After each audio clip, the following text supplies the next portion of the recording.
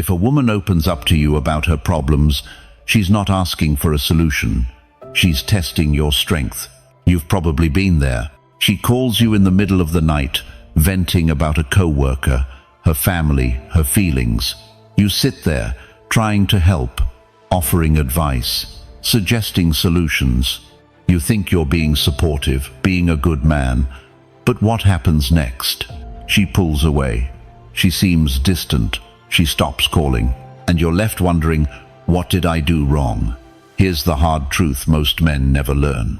Women don't share problems because they want you to fix them. They share because they want to feel you. They want to know if your emotional frame is solid or if you'll crumble under the weight of their chaos. And this is where Stoicism becomes your greatest weapon. If you don't know how to stand still while the storm rages, she will never feel safe with you. And if she doesn't feel safe, she won't feel desire. This video will show you exactly how to stay calm, stay grounded, and more importantly, become the kind of man she can't stop thinking about. Not by saying more, but by doing less and being more. We're not here to play games. We're here to sharpen your masculine edge with truth, not fluff. Let's get into it. Number 1. She wants your presence, not your panic. Let me tell you something that most men get completely wrong. When a woman opens up to you about what's bothering her, whether it's work, her mood, her friends, or even something about you, your instinct is to fix it, to make it go away. You want to solve her problems because that's what you've been conditioned to do. Be useful, be helpful, be a good man. But here's the reality, that's not what she wants from you. She doesn't want your advice. She doesn't need your plan. And she definitely doesn't want to feel like she's a burden that needs fixing. What she actually wants is something much more subtle and far more powerful. She wants to feel your presence, your emotional stillness, your masculine calm in the middle of her emotional storm. Let's look at a real example. David, 44, lives in Arizona. Recently divorced, successful in business, but struggling to connect in relationships. He met Rachel, 39, a single mom with a busy life and a sharp mind. On their 4th date, she opened up about the stress she was feeling co-parenting with her ex. David immediately jumped in with suggestions, new custody arrangements, legal strategies, how to make the schedule work better. Rachel went quiet. The energy shifted. A few days later, she told him she didn't feel the connection she'd hoped for. David was confused. He thought he was being supportive. But what Rachel actually needed was something entirely different. Someone who could hold space for her emotions, not try to control them. She needed to feel that David could witness her chaos without flinching. Women live in a more emotionally dynamic world than men. When they share, they're often not looking for answers, they're looking for attunement. They want to know, can you handle me when I'm not at my best? Can I trust your energy when mine is in pieces? If you start giving advice the moment she gets vulnerable, it tells her that her emotions make you uncomfortable, that you need her to be fine in order for you to be okay, and that's the opposite of strength. This is where Stoicism becomes crucial. Stoic wisdom teaches us that peace comes from mastering what's within us, not reacting to what's outside. Marcus Aurelius wrote, "You have power over your mind, not outside events. Realize this, and you will find strength." That's what she wants to feel when she opens up to you. Not your panic, not your hurry to fix. She wants to feel that you are centered, grounded, and unfazed. Think about it like this. She's the ocean, full of movement, emotion, tides. You are the coastline, still, solid, unchanging. The moment you try to stop the ocean or manage the waves, you've lost your role. You've stopped being the grounding force and started being a lifeguard. She doesn't want a lifeguard. She wants a lighthouse. And here's the reward when you get this right. She opens up more. She relaxes, her walls come down, and she begins to feel a deep, magnetic pull toward you, not because you solved her life, but because she feels safe in your energy. This is emotional attraction, the kind that lasts, the kind that grows quietly over time and turns into obsession. David learned that the hard way, but you don't have to. Remember this: when she brings you her chaos, she's not looking for control, she's looking for containment. Can you hold the space? Can you be calm while the storm rages? If you can, she won't forget you. Comment below if you know this is true. Say it clearly: I stay calm. And if you think this was powerful, wait until you see what's coming next. It only gets deeper from here. Number 2. The masculine power of stillness. There's a kind of strength most men overlook. It's not loud. It doesn't chase. It doesn't argue or explain. But when a woman feels it, she stops in her tracks. That strength is stillness. Stillness isn't the absence of emotion, it's the control of it. It's the ability to stay centered when everything around you is pulling for your attention, your reaction, your energy. Most men, when a woman is upset, feel pressure to do something. Say something, fix something, move toward her emotionally with a flurry of action. But in doing so, they actually step away from their power. Because true masculine energy doesn't rush toward chaos. It anchors itself and lets the chaos come to rest on it. When a woman is venting, crying, spiraling, or just uncertain, she doesn't want a man who mirrors her instability. She doesn't want to feel like her emotions throw you off balance. She wants to feel like she can lose control, and you won't. And that's where stillness speaks louder than any words. Marcus Aurelius said, "Be like the rock that the waves keep crashing over. It stands, unmoved, and the raging of the sea falls still around it." That's not poetry, that's instruction. In the space between her storm and your silence, she finds her clarity. She breathes easier, she softens, she feels held not physically, but energetically. And here's the truth: that's where trust is born. She won't say it out loud, but in her body she's asking, "Can you handle all of me, the beauty and the chaos?" And most men fail that test not because they're weak, but because they never learned to be still. They confuse stillness with disinterest or coldness. But real stillness is attentive, it's alert, it's presence without panic. It's not ignoring her, it's containing her. Epictetus taught, it's not what happens to you, but how you react to it that matters.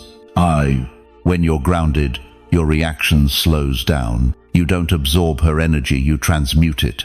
You don't shrink under pressure, you become the space where pressure dissolves. And when you stay in that frame long enough, something shifts. She begins to see you not just as a man, but as a force. Not someone who reacts, but someone who leads. Not someone who fixes, but someone who holds. That's erotic. That's unforgettable. Stillness isn't about doing nothing. It's about doing the hardest thing, remaining composed when your instincts scream to react.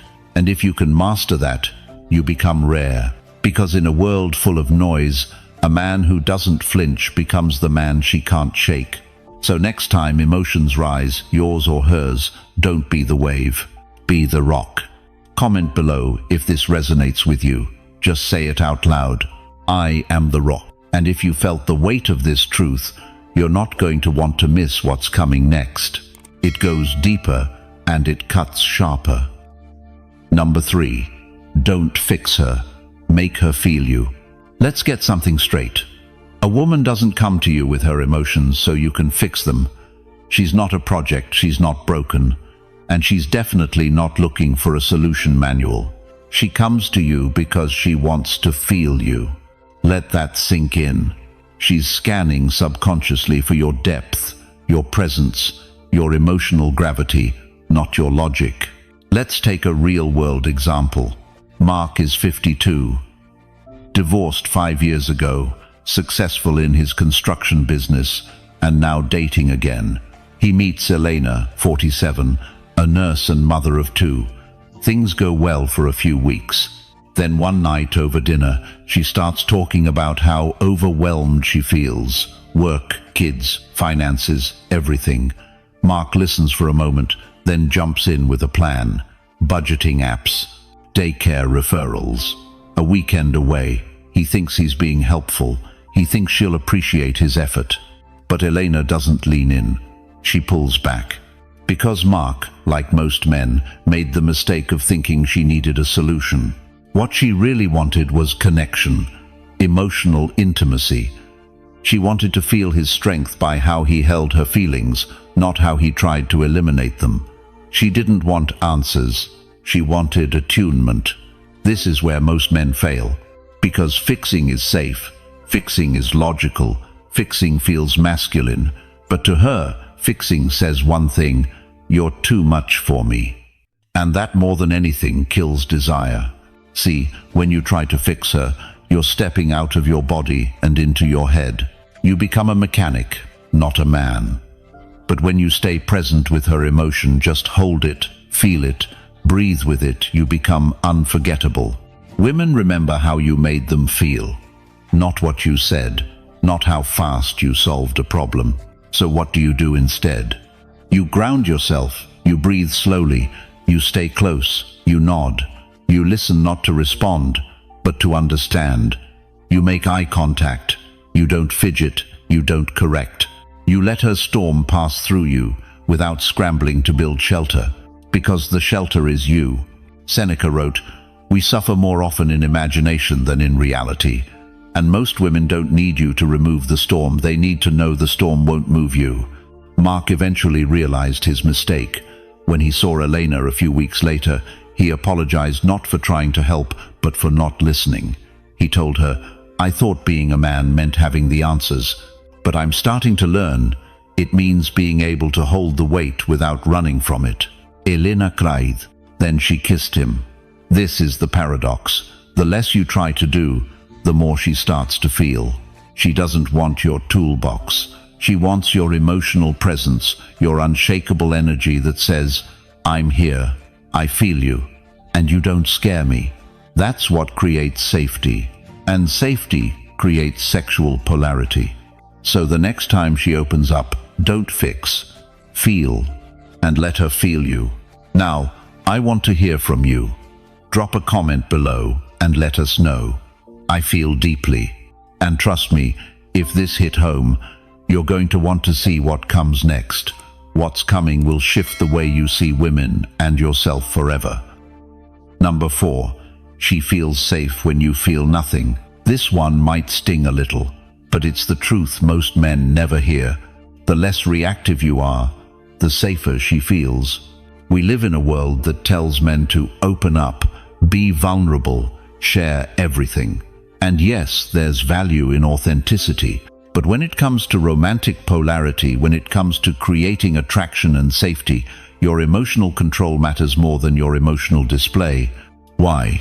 Because women test men constantly, not out of cruelty, but biology. It's instinct. It's subconscious. It's her way of checking. Can he handle me? Can he handle the world? Can I trust his direction? And if every time she's upset, you mirror her energy, get flustered, raise your voice, retreat, beg, cry, she loses faith. Not because she's heartless, but because she's wired to seek safety. And safety doesn't come from a man who's emotionally volatile. She doesn't need you to be a robot. She needs to feel that no matter what happens, you won't crack. That's why Stoicism isn't about being numb, it's about being immovable. Think of it this way. She's the wind, you're the mountain. She can be wild, swirling, unpredictable. That's fine. That's her nature.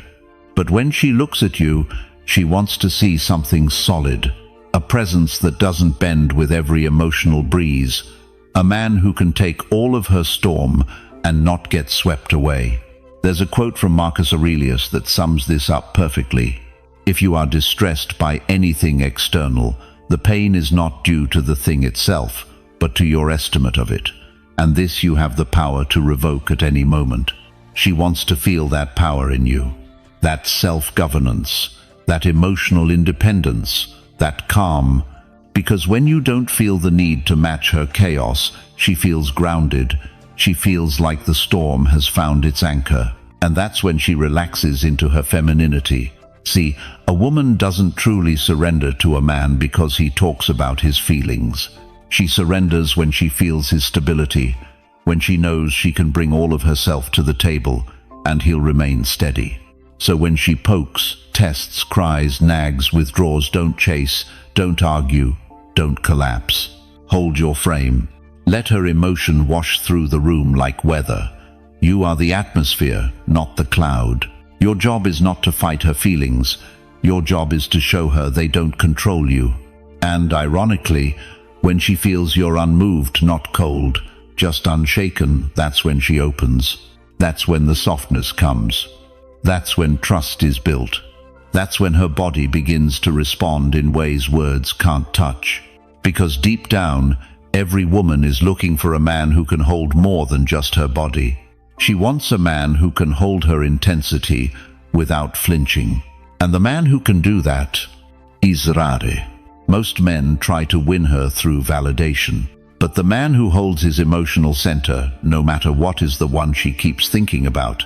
So next time things get heated, ask yourself, am I being her mirror or her mountain?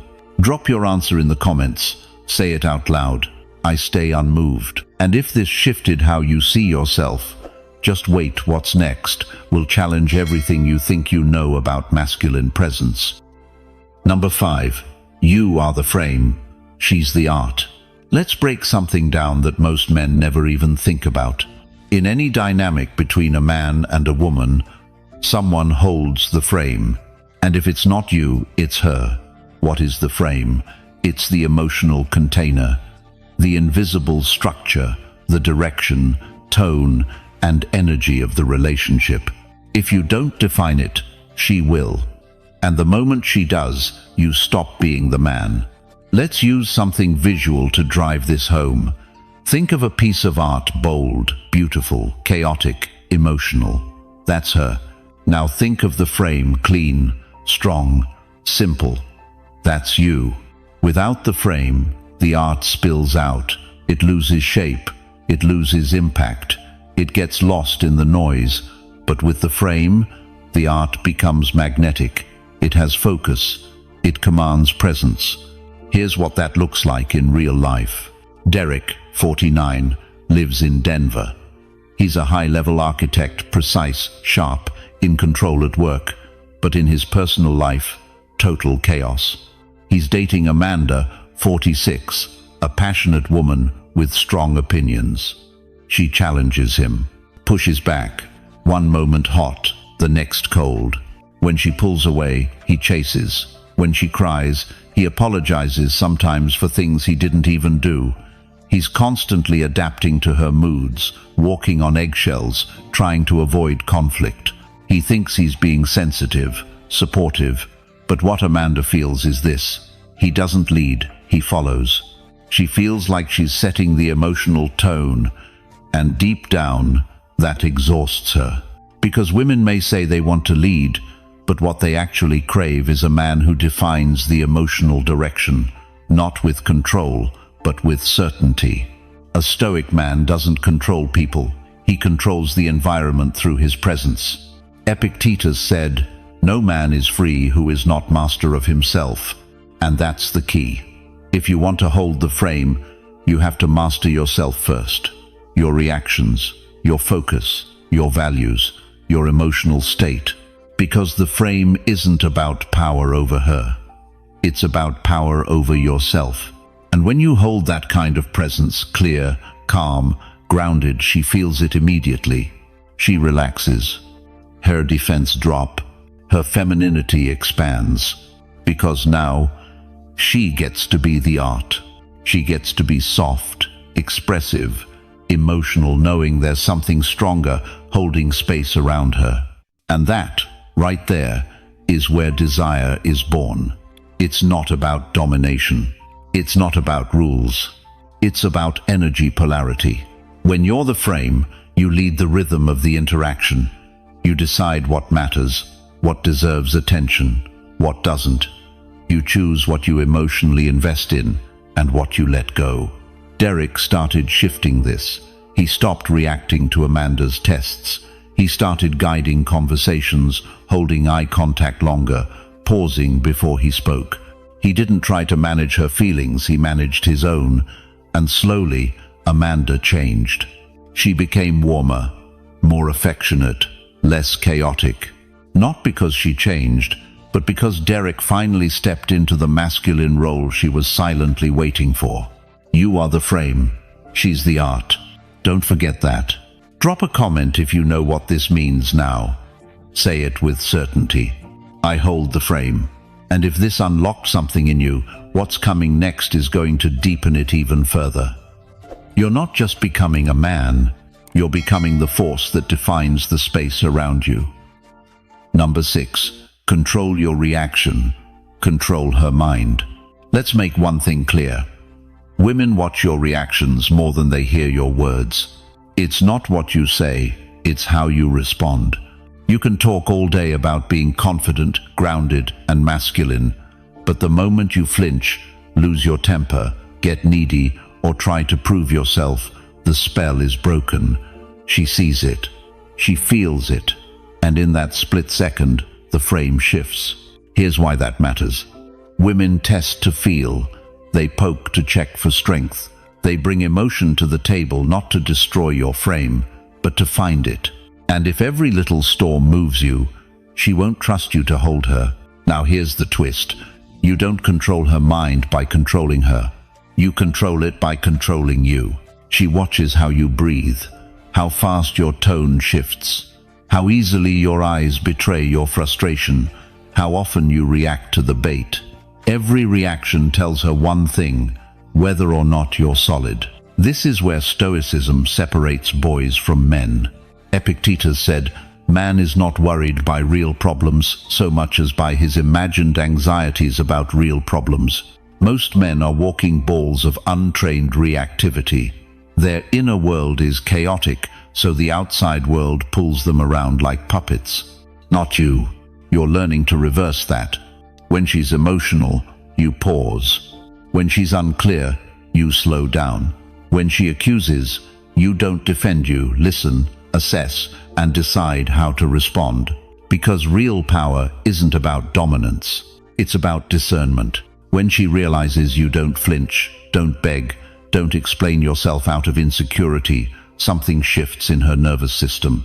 She starts to feel safe. And safety isn't boring, not when it's paired with power. It's arousing, because in a world full of emotional instability, you become the exception. Most men think reacting shows they care, that getting loud, dramatic, or emotional proves they're engaged. But what it really proves is that you're easy to move, and a man who is easy to move is easy to forget. So what do? You train stillness. You train calm. You let her emotional spike pass without letting your blood pressure rise with it. You make your nervous system your superpower. Because when your reactions are under control, you're not just running the moment, you're running the energy in the room. And that's what influences her. That's what pulls her in. That's what makes her respect you not just as a man, but as a force. Marcus Aurelius said, "You have power over your mind, not outside events. Realize this, and you will find strength." When you live by that, she starts to recalibrate herself around your steadiness. She trusts your leadership. She relaxes into your direction. She softens not because you demanded it, but because you embodied it. Control your reaction. Control her perception. Control your perception. Control her attraction.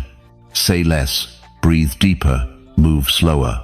And let the world, including her, adjust to your energy. If this clicked for you, drop it in the comments. I stay in control. What's coming next will shift how you handle everything from her fire to your focus. Stay with me. Number 7. Don't be her therapist. Be her obsession. Let's get one thing clear. She didn't choose you to be her emotional crutch. She chose you because something about you sparked desire, energy, tension, mystery. That pulse of attraction that says, "This man doesn't just understand me, he pulls something deeper out of me." But here's the trap. A lot of men confuse emotional availability with emotional servitude. They think listening to her vent for hours, giving advice she didn't ask for, and analyzing her childhood wounds will make her feel closer. It won't. That's how you become her therapist, not her obsession. Let me give you a real story. Chris is 44, a fitness trainer in Tampa. He's emotionally intelligent, grounded, and wants to do things right. He starts dating Melissa, 41, a smart, beautiful divorcee with 2 teenage kids. Early on, Melissa opens up about her past, her ex, husband's infidelity, financial stress, her fear of dating again. Chris leans in. He listens, offers thoughtful advice, sends her articles, even offers to pay for her therapy. At first, Melissa seems grateful, but soon she starts pulling back, cancels dates, takes longer to reply, says she needs space. Chris is blindsided because he thought being emotionally available would make her feel secure. But what he didn't realize is he blurred the line between lover and counselor. Melissa didn't need fixing. She needed to feel his masculine presence, not his emotional caregiving. Here's the truth most men don't hear. A woman doesn't crave a man who's always emotionally available. She craves a man who knows when to hold space and when to pull her into his world. Emotional support has a place, but obsession, the kind that makes her think about you at 2 a.m., comes from tension, from polarity, from presence. And presence doesn't mean becoming her therapist. It means staying grounded in your energy, even when she's spiraling in hers. Marcus Aurelius said, "Waste no more time arguing what a good man should be. Be one." Chris wasn't doing anything wrong, but he forgot what made Melissa attracted to him in the first place. It wasn't his ability to problem solve. It was his confidence, his direction, his ability to flirt with her energy, not fix it. So how do you avoid this trap? You listen, but you don't absorb. You validate, but you don't overanalyze. You offer space, but you stay rooted in your masculine core. And most importantly, you keep the spark alive. You tease, you lead, you bring her back into her body, out of her mind, because obsession isn't built through emotional labor. It's built through emotional polarity. When she feels your unshakable presence, when she sees you aren't trying to rescue her but invite her into your frame, that's when you become unforgettable. That's when she texts first. That's when she opens more. That's when she chases you. Don't let emotional intimacy kill sexual polarity. Balance the two. And remember, she already has a therapist. She's looking for something else. Drop a comment if this one hit hard. Say it loud. I lead the spark. And trust me, what's coming next is what turns spark into wildfire. Let's keep going. Number 8. Never crave her approval. Here's a bitter truth most men avoid. The moment you seek her approval, you lose her attraction. It doesn't matter how good you look, how successful you are, or how smooth your words sound. If she senses that you need her validation, the polarity dies. Neediness is repellent. Craving approval is weakness in disguise. You don't have to say it out loud. She can feel it.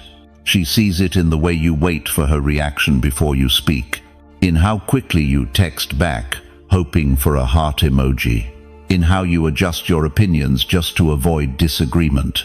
That energy, it screams one thing: please like me. And that's not masculine. That's approval addiction.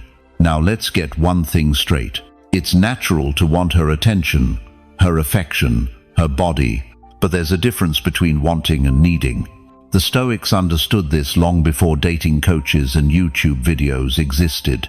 Seneca said, "A man is unhappy, though he reigns the world, if he does not consider himself supremely happy." Translation: if your self-worth hinges on someone else's response, you're already lost. A Stoic man builds himself from the inside out. His confidence isn't borrowed from her compliments. His identity isn't shaped by her approval. And ironically, that's what makes her crave him. Because when a man doesn't seek validation, his energy becomes magnetic. He's calm, he's centered, he's mysterious. She starts asking herself questions. Why isn't he chasing me? Why does he feel so complete? Who is this man when I'm not around? And that curiosity, that's the spark. Approval seeking is self-abandonment. It tells her you've left your own center just to orbit hers.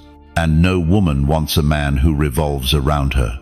She wants to enter your world. She wants to feel your gravity.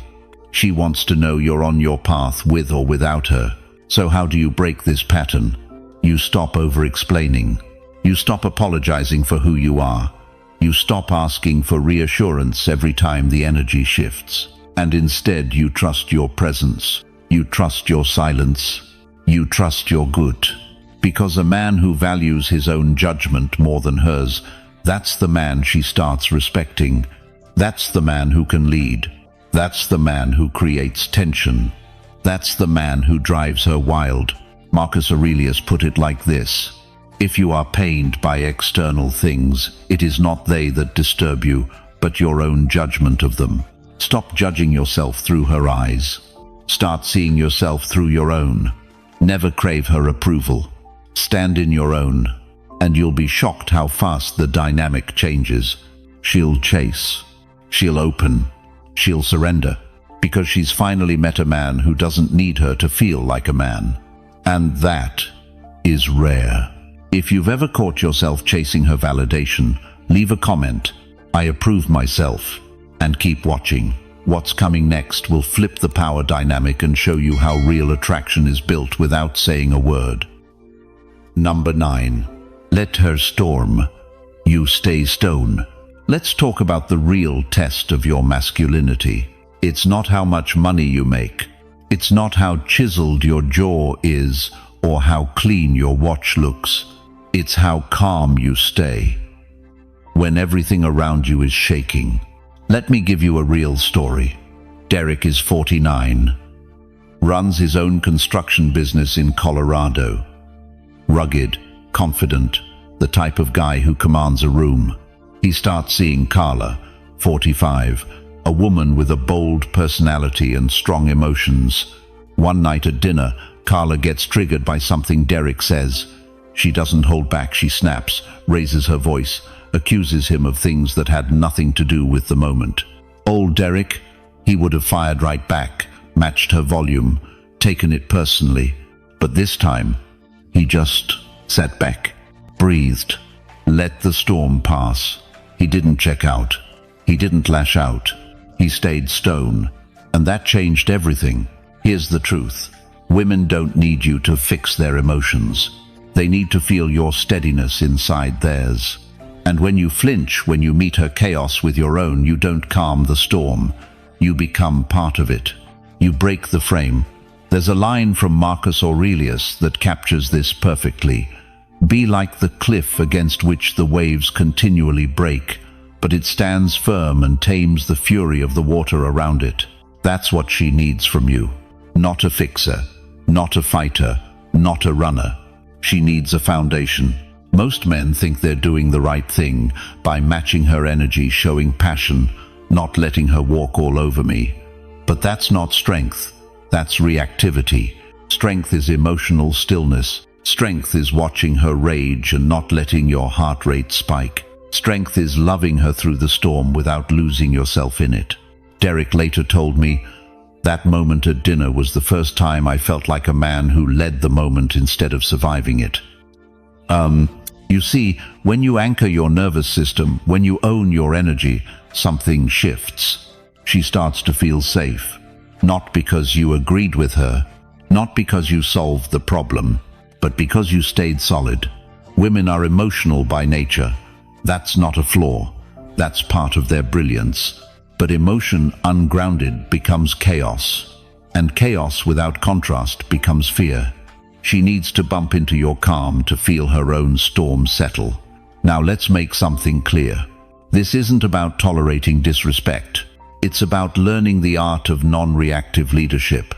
You don't allow her to spiral unchecked. You just don't give the spiral more fuel. You hold your posture. You breathe deeper. You listen fully. And when the storm softens, then you speak. That pause, that's your power. It says, you can rage, but you can't move me. And that kind of presence, It rewires something inside her. It tells her, this man isn't afraid of my darkness. He doesn't flinch at my fire. And that's what makes her lean in. That's what makes her trust. That's what makes her desire you. Because the man who doesn't get pulled by her chaos is the man she'll crave when the world goes quiet. So when the storm comes, and it will, don't chase her. Don't argue with her. Don't flinch. Be the cliff. Be the mountain. Be the stone. And you'll be the one she remembers. If you've ever passed that test or failed it but learned from it, drop it in the comments. I stay unshaken. Now let's finish this. The final truth is the one she won't admit but she'll never forget. Number 10. She'll remember the man who didn't flinch. Let's strip this down to something raw. When it's all said and done, when the emotions fade, the texts slow down, the intimacy cools, there's one thing she'll never forget. The man who didn't flinch. Not the one who said the right things. Not the one who played all the clever games. Not the one who tried to impress her every step of the way. She'll remember the man who didn't lose himself trying to win her. Because that's rare. See, women are surrounded by men constantly bending, shifting, reacting, doing whatever they can to stay in her good graces. But the moment a man sacrifices his center for her comfort, she feels it, and she forgets him. Why? Because a woman doesn't fall for how much you chase. She falls for how deep your presence sits. Let's flip the perspective now. This last part isn't about her storm. It's not about her tests. It's about you. What kind of man are you when she pushes every button? Who are you when silence stretches between texts? When her attention fades? When her warmth turns cold? Do you shrink, panic, beg, or do you hold? The man who doesn't flinch has done the inner work. He's faced himself in the mirror. He's battled through failure, loss, heartbreak, and came out quieter, stronger, deeper. He's rooted. He knows that whether she stays or leaves, the mission remains. That's the shift. You stop living for reaction.